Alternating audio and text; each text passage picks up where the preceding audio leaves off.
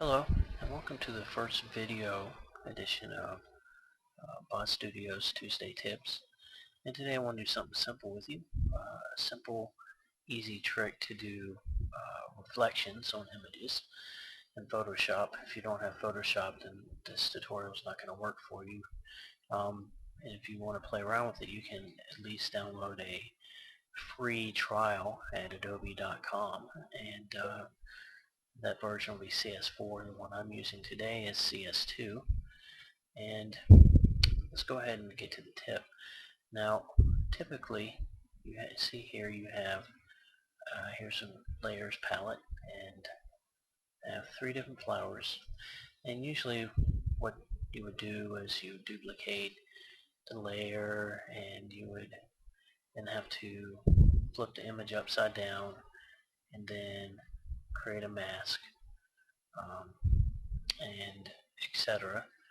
Um, but the tip I'm going to show you today is going to cut down on your time significantly, especially if you have multiple images that you want to do the same effect with. So what you can do is, first off, go ahead and click down here. This looks like a little folder.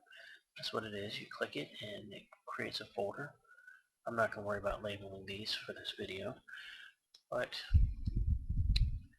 click your layers, hold control and hit shift and click one and click the other. It'll select all of them. Drag them up into your group. You see here now they're now in this folder. And then the next step would be to duplicate the group. And again, we won't label it. And this will be the duplicated copy, and you can drag it underneath the first group, since this is going to be a reflection on the bottom. And then what we will do is let's go ahead and expand the canvas.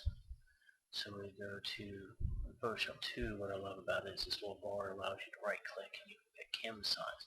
For some reason Adobe cut that feature out in CS4, which is kind of annoying. Alright, 282, and I clicked up here, and what that does is it allows the canvas to expand downward, and you'll see when I hit OK, there we go. And then I can take this group here and click my arrow tool here, which will move tool, which will allow me to move the item down. If you hold shift down and hit the down arrow key, it moves it down in increments of 10. Let's get that lined up there. There we go. Alright, now all we need to do is go to edit. Make sure you select the reflection layer. Click edit, go to transform, click flip vertically, and voila, your image is flipped vertically, and all the images in that group are flipped vertically automatically. And now the next thing you can do is through the power of masking in Photoshop. You normally can mask an individual layer, but you can actually mask an entire group, entire folder.